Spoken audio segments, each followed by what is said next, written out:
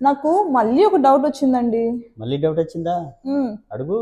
అయితే ఇప్పుడు డైమండ్స్ ఎక్కడ కొన్నామో అక్కడ ఎక్స్చేంజ్ చేయాలి అని లేదా బైబ్యాక్ చేయాలి అంటారు. అసలు డైమండ్ అన్ని చోట్ల ఒకటే ప్రైస్ ఎందుకు ఉండదు? ఒక్కొక్క చోట ఒక్కొక్కటి ఎందుకు ఉంటుంది? చాలా మంచి డౌట్ వచ్చింది అంజలి. ఏం జరుగుతుందంటే డైమండ్ ప్రైజింగ్ అనేది ఎవరికి కరెక్ట్గా తెలియదు, ఫస్ట్ థింగ్. సెకండ్ థింగ్ ఏంటంటే ఎవరిది వాళ్ళే ఎక్స్చేంజ్ చేయడానికి ఒక రీజన్ ఏంటంటే నా డైమండ్ ఉంది, నా డైమండ్ ఏ ప్రైస్కి కొన్నాను, ఏ ప్రైస్కి అమ్ముతానో అది నాకు మాత్రమే తెలుస్తుంది. సో దాన్ని నేను మాత్రమే ఎక్స్చేంజ్ చేస్తాను. ఒక ఎగ్జాంపుల్ చెప్తాను. ఒక బ్రాండ్లో ₹1,00,000 అమ్మారు డైమండ్ క్యారెట్. అదే మన బ్రాండ్లో 65,000కే అమ్ముతున్నాం. అక్కడ వేరియేషన్ ఎంత వచ్చింది? 35,000 తేడా వచ్చింది.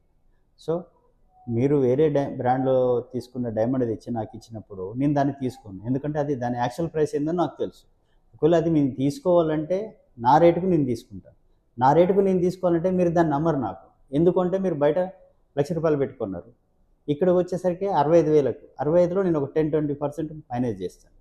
సో 60,000కో 55,000కో అమ్మాల్సి వస్తుంది. మీరు అమ్మరు.